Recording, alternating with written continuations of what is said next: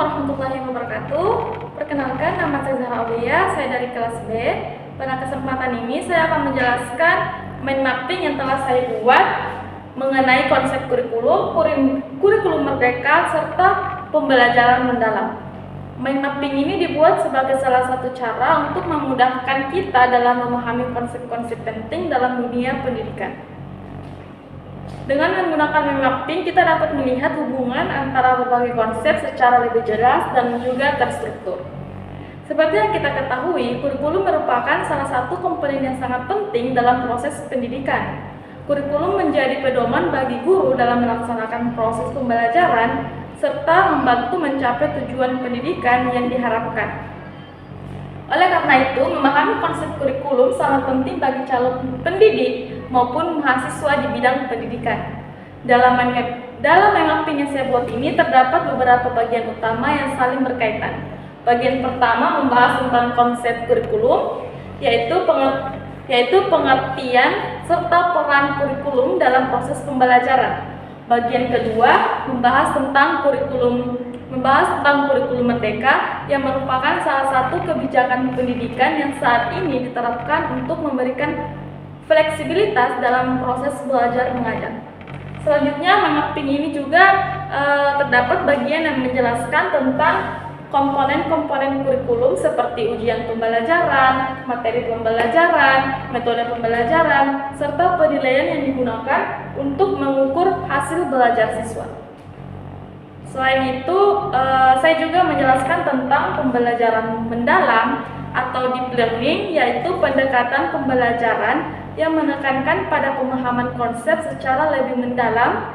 Jadi bukan hanya sekadar menghafal materi, namun dalam mind mapping ini juga dijelaskan hubungan antara kurikulum merdeka dan kurikulum merdeka dan pembelajaran mendalam, sehingga kita dapat memahami bagaimana ketiga konsep ini saling berkaitan dalam menciptakan proses pembelajaran yang lebih efektif dan juga bermakna.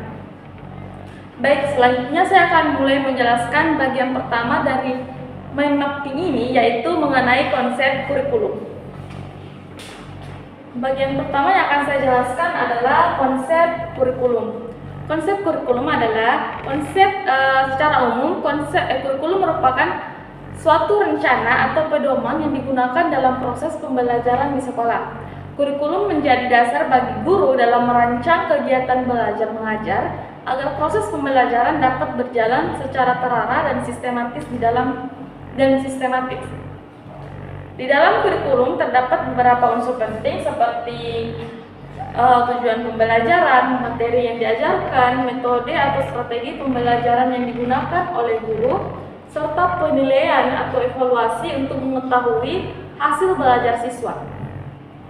Semua unsur tersebut saling berkaitan dan berperan penting dalam mencapai tujuan pendidikan. Tujuan pembelajaran menjelaskan kemampuan atau kompetensi yang diharapkan dapat dimiliki oleh siswa setelah mengikuti proses pembelajaran. Selanjutnya, materi pembelajaran merupakan isi atau bahan yang akan dipelajari oleh siswa agar tujuan tersebut dapat tercapai. Kemudian, metode pembelajaran merupakan cara atau strategi yang digunakan oleh guru dalam menyampaikan materi kepada siswa. Misalnya, melalui diskusi, tanya jawab, kerja kelompok, atau metode lainnya yang dapat membantu siswa memahami materi dengan lebih baik. Selain itu, dalam kurikulum juga terdapat penilaian atau evaluasi. Penilaian ini digunakan untuk mengetahui sejauh mana siswa memahami materi yang telah diajarkan, serta untuk melihat perkembangan belajar siswa selama proses pembelajaran berlangsung. Dengan adanya konsep kurikulum ini, proses pembelajaran menjadi lebih terarah karena guru memiliki pedoman tentang apa yang harus diajarkan, bagaimana cara mengajarkannya, serta bagaimana menilai hasil belajar siswa. Oleh karena itu, dapat dikatakan bahwa kurikulum memiliki peran yang sangat penting dalam sistem pendidikan karena kurikulum menjadi dasar dalam merencanakan dan melaksanakan proses pembelajaran agar tujuan pendidikan dapat tercapai secara optimal. Selanjutnya saya akan menjelaskan tentang kurikulum merdeka. Kurikulum merdeka merupakan salah satu kebijakan kurikulum yang diterapkan dalam sistem pendidikan di Indonesia. Kurikulum ini dirancang untuk memberikan kebebasan dan fleksibilitas dalam proses pembelajaran baik bagi guru maupun siswa. Artinya, guru memiliki kesempatan untuk menyesuaikan cara mengajar dengan kondisi kelas, kebutuhan siswa, serta kemampuan yang dimiliki oleh setiap peserta didik. Dalam kurikulum merdeka, pembelajaran lebih berpusat pada siswa atau student centered learning.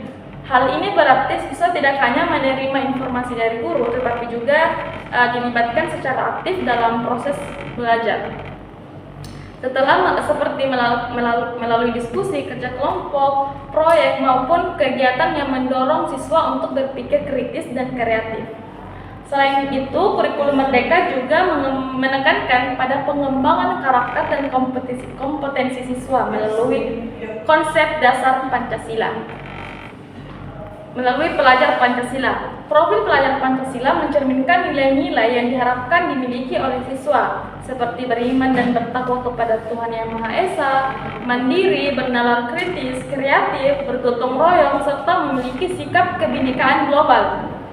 Dalam pelaksanaannya, guru juga diberikan kebebasan untuk memilih metode strategi maupun media pembelajaran yang dianggap paling sesuai dengan kondisi siswa. Dengan demikian, proses pembelajaran tidak harus selalu sama di setiap kelas atau sekolah, tetapi dapat disesuaikan agar lebih efektif dan bermakna bagi siswa. Bagian berikutnya yang akan saya jelaskan adalah komponen kurikulum. Dalam sebuah kurikulum terdapat beberapa komponen penting yang saling berkaitan dan mendukung proses pembelajaran. Komponen-komponen ini membantu guru dalam merencanakan, melaksanakan, dan mengevaluasi kegiatan belajar mengajar agar tujuan pembelajaran dapat tercapai dengan baik. Komponen pertama adalah tujuan pembelajaran. Tujuan pembelajaran merupakan hasil atau kemampuan yang diharapkan dapat dicapai oleh siswa setelah mengikuti proses pembelajaran. Tujuan ini biasanya berkaitan dengan pengetahuan, keterampilan, maupun sikap yang harus dimiliki oleh siswa. Dengan adanya tujuan pembelajaran, guru dapat menentukan arah pembelajaran serta mengetahui apa yang ingin dicapai dalam kegiatan belajar. Komponen kedua adalah materi pembelajaran. Materi pembelajaran merupakan isi atau bahan yang akan dipelajari oleh siswa selama proses pembelajaran berlangsung. Materi ini disusun secara sistematis, biasanya dimulai dari materi yang lebih sederhana hingga yang lebih kompleks. Materi pembelajaran dapat berupa konsep, fakta, informasi, ataupun keterampilan tertentu yang sesuai dengan tujuan pembelajaran yang telah ditetapkan. Komponen ketiga yaitu metode atau strategi pembelajaran. Metode pembelajaran merupakan cara yang digunakan oleh guru dalam menyampaikan materi kepada siswa. Pemilihan metode pembelajaran sangat penting karena dapat mempengaruhi pemahaman siswa terhadap materi yang diajarkan. Contohnya seperti metode diskusi, tanya jawab, kerja kelompok, presentasi, maupun pembelajaran berbasis proyek. Selain metode pembelajaran, terdapat juga media pembelajaran. Media pembelajaran merupakan alat atau sarana yang digunakan untuk membantu proses belajar mengajar agar menjadi lebih menarik dan juga menyenangkan. Dan juga jika menggunakan metode yang lebih menarik, siswa akan lebih mudah memahami materi yang dijelaskan. Contohnya seperti penggunaan gambar, video, slide presentasi, buku, atau media digital lainnya. Komponen terakhir adalah evaluasi atau penilaian. Evaluasi digunakan untuk mengetahui sejauh mana siswa memahami materi yang dipelajari, serta untuk melihat perkembangan hasil belajar siswa. Serta penilaian dapat dilakukan melalui berbagai cara, misalnya tes tertulis, tugas presentasi, maupun observasi selama proses pembelajaran berlangsung. Saya akan menjelaskan tentang pembelajaran mendalam atau deep learning. Pembelajaran mendalam merupakan suatu pendekatan pembelajaran yang menekankan pada pemahaman konsep secara lebih mendalam. Bukan hanya sekadar menghafal informasi dalam pembelajaran ini, siswa tidak hanya diminta untuk mengingat materi yang diberikan oleh guru, namun diharapkan juga siswa mampu memahami, menganalisis, serta menerapkan pengetahuan tersebut dalam berbagai situasi. Dalam pembelajaran mendalam, siswa didorong untuk berpikir secara kritis dan aktif dalam proses belajar. Guru tidak hanya berperan sebagai penyampai informasi, tetapi juga sebagai fasilitator yang membantu siswa mengeksplorasi pengetahuan yang telah mereka pelajari.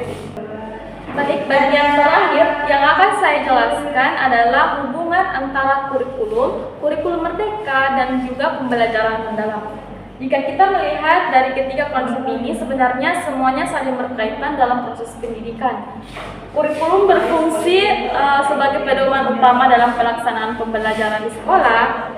Kurikulum memberikan arah tentang apa yang harus dipelajari oleh siswa, bagaimana proses pembelajaran dilakukan, serta bagaimana cara menilai hasil belajar siswa. Kemudian, kurikulum merdeka merupakan salah satu bentuk pengembangan kurikulum yang diterapkan untuk membuat proses pembelajaran menjadi lebih fleksibel. Dan juga kurikulum merdeka itu lebih berpusat pada siswa. Dalam kurikulum merdeka, guru diberikan kebebasan untuk memilih metode pembelajaran yang sesuai dengan kebutuhan dan kemampuan siswa. Hal ini bertujuan agar proses belajar menjadi lebih efektif dan dapat membantu siswa memahami materi dengan lebih baik. Sementara itu, pembelajaran mendalam merupakan pendekatan pembelajaran yang dapat diterapkan dalam pelaksanaan kurikulum merdeka. Baik, demikian penjelasan yang dapat saya sampaikan mengenai mind mapping tentang konsep kurikulum merdeka, dan juga pembelajaran mendalam. Semoga penjelasan ini dapat memberikan pemahaman yang lebih jelas mengenai ketiga konsep tersebut. Sekian dari saya, terima kasih atas perhatian teman-teman semua. Saya akhiri, wassalamualaikum warahmatullahi wabarakatuh.